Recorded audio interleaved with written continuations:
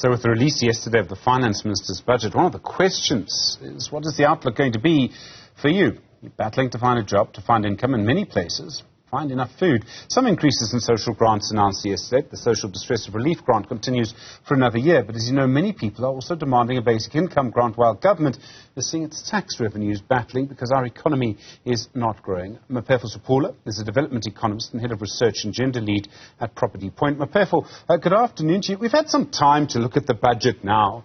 If you look at what it means for most people, is it going to help people who need help? Are the increases in social grants, for example, really significant? Good afternoon, Stefan, and thanks for having me, and good afternoon to your listeners, to your viewers as well. I think, listening to the budget speech yesterday, I think he really did paint a grim picture around the economy. I think we did see a little bit of relief, particularly when it comes to that kind of the social income grants. But I think the budget did fall short, particularly for SMMEs. I think the minister did was a missed opportunity really to be able to kind of look at some of these economic challenges and how they impact small businesses and how the various policy reforms will have a direct impact on them as well as individuals on the ground. But I think with some of the announcements, I think there should be we can see some benefits, particularly for small businesses and some of the opportunities that may arise. But I think that is really all dependent on some real intention from the side of government when it comes to that as well. I mean, so one of the major problems we see is that food prices, for example, have risen so strongly over the last few years. And so it would be tempting for government to say, well, we're going to increase, say, the childcare grant, for example. But we just don't have enough money to really do that on a sustainable basis. What kind of interventions might be available to grow the economy, do you think? Yeah, I think that really is true. I think we heard in the budget speech, really, there's a high budget deficit with high debt service costs. Currently with debt service costs are 20% of our total revenue, which really is crowding out spending towards some of these key social initiatives and also towards more productive investment. I think there is a need for government to really look at its kind of more long-term strategy in terms of the structural reform and really just ensuring there's more kind of productive investment. So I think really looking at key sectors such as your manufacturing, your agriculture, and also the huge drive within the infrastructure sector that we're also seeing as well. These are really key to being able to drive the economy, drive employment, as well as kind of increase in terms of tax revenue, which the government really currently needs. As we saw, currently the government is trying to raise almost 15 billion towards their tax revenues. I mean, from what I can see, around 20% of the budget goes to, 20% of the money we have goes to pay back debt, and another 20% goes on social grants, and then maybe another 30% goes on paying wages. So by the time government tries to do any kind of intervention at all, over half the money's gone. Yeah, I think that is the real conundrum and the real challenge. And I think that's where we're also kind of seeing government really having to have a long-term view when it comes to some of these initiatives and kind of thinking through some of the structural reforms.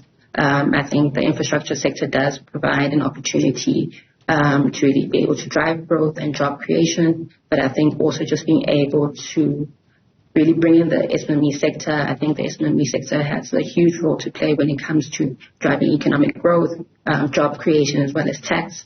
So really, once again, just a really missed opportunity from the minister, really just to bring the SMME sector into the discussion and really channeling funding towards the SMME sector in terms of being able to create an enabling environment where they are able to, when it comes to access to finance, as well as kind of access to support as well, and kind of reducing of red tape, so that we can realize the full potential of small businesses and their ability to be a positive catalyst towards economic growth.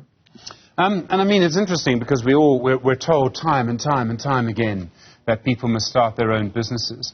But I mean, will established businesses go under because there's just no business? There's just no money.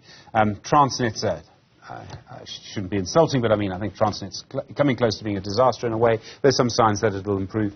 Eskom, I don't even want to mention. So, I mean, in this environment, I don't think you can blame young people for not starting businesses. If we get the fundamentals right, and Maphefo, I mean, I'm searching for optimism here. If we get load shedding right in the next year, if we get Transnet right in the next year, what change does that make? I think there is there is hope, I think, with us having been able to engage with entrepreneurs in the space that we work with. I think just on Friday we had a focus group where we were engaging entrepreneurs around some of the challenges that they're facing, and these challenges are real. Entrepreneurs are finding it difficult to navigate around these spaces, around these various economic challenges. But I think there is hope, and particularly for entrepreneurs in terms of, and I think once we begin to address some of these challenges, such as your infrastructure, such as your logistics as well, and really speaking to like structural transformation, I think you will start seeing a lot of opportunities for small businesses and entrepreneurs as well. And I think there's also a drive as well when you see like kind of the procurement bill as well, where there's kind of opportunities as well for entrepreneurs, and with a real strong focus around women, youth, and the disabled. But I think once again, even with that, a real need for real monitoring and evaluation to ensure real implementation around some of these bills as well. And I mean, the longer-term trends, Maphefo, I mean, they're not great, eh? We've got a growing population. We've got more young people coming out of schools. We've got no jobs for them. Our debt levels are going up. I suspect there might be more need for social grants.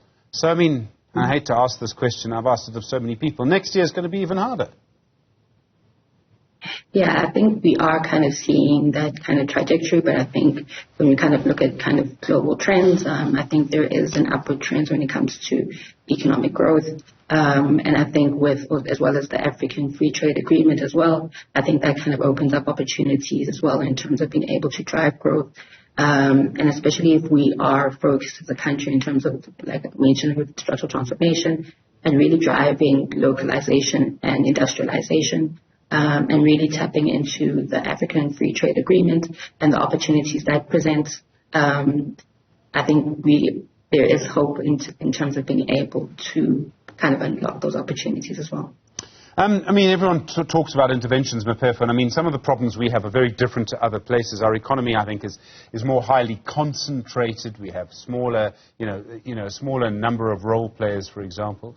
The Competition Commission, controversially in some cases, has tried to sort of change that. Does that make a difference? I mean, is the high levels of concentration in our economy, is that a problem?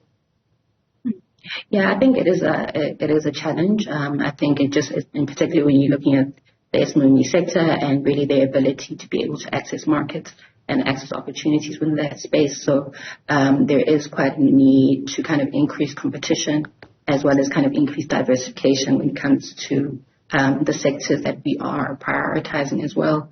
So I think really just looking at, some of our competition regulations just to be able to ensure that SMEs can also effectively participate within the economy. Maphefo Sipula, thank you. Development economist, head of research and gender lead at Property Point. Really appreciate the time.